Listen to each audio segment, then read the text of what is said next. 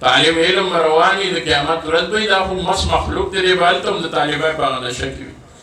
روان به وي یو سور کې به روان وي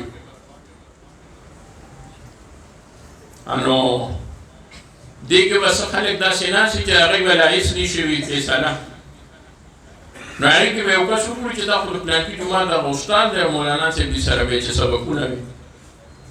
هلک خو دی خو زموږ جومات کې پاتې شوی لږ اواز وله ورکوي نو اواز به ورکوي انا هغه به ورته وایي کاکا څوک یې نو وایي چې زه د پلانکي جومات هغه پلانکی هوا ومې پېژنې څه چل دی مونږ خو دلته کې به دکه شان ناست یو وایي زه راځم د الله دربار ته ورځم دی به روان شي وایي بچي یا الله دې پلانکي دې به لاره تېرېدم او دی به ما له جومات کې خدمت کولو او دی مونږ له ډوډۍ چای او دا وظیفې راوړي وي وی الله به وایي چې ته یې ساتلی خوشحاله نو دا یې زما لپاره خوشحاله ساتلی زه به ستا په وجه مې دی جنت ته داخل کړل او ته چې پرې خوشحالېږې نو زه به هغه شان کوم او که نه دا خو وړې خبرې نه دي دا زه ترغیب نه درکوم چې مدرسې سره امداد کوئ کوي کوي نه کوي دا مدرسې به ډېرېږي کمېږي به نه او دا به په هر صورت کې انشاءالله چې وي نو دا به مړې وي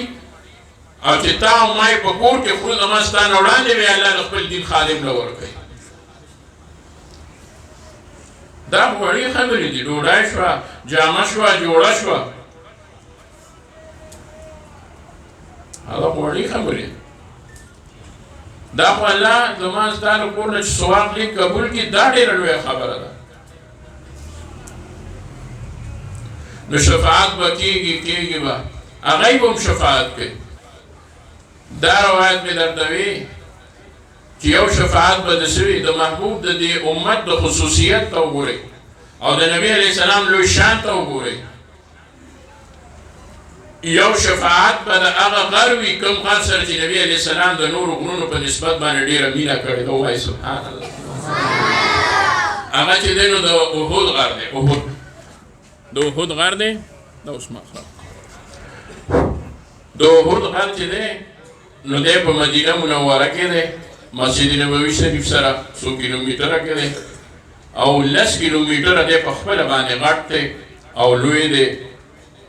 او ډېر لوی غر دی محبوب رسول الله مبارک صلی الله علیه وسلم فرمایي الاحد جبل احد یو غر دی داسې غر دی یحبنا ونحبه دی مونږ سره مینه کوي مونږ د سره مینه کوو نو یو روایت کې راځي چې کوم شي کې الله تعالی د محبت حس اچولی او هغه نبي علیه السلام سره مینه کړې وي هغه هم صحابي دی نو د دې وجې د احد غر چې دی نو دا صحابي دی یعنې د نبي علیه السلام د صحبتونو نه دی فیضیاب شوی دی نو کتابونه لیکلي دي چې ډېر څیزونه به جنت ته ځي اوحد صالح علیه السلام دا قسمه هغه ګډ دی ابراهیم علیه السلام نور به ډېر څیزونه داسې وي چې هغه به ځي او هغه به جنت ته وړی شي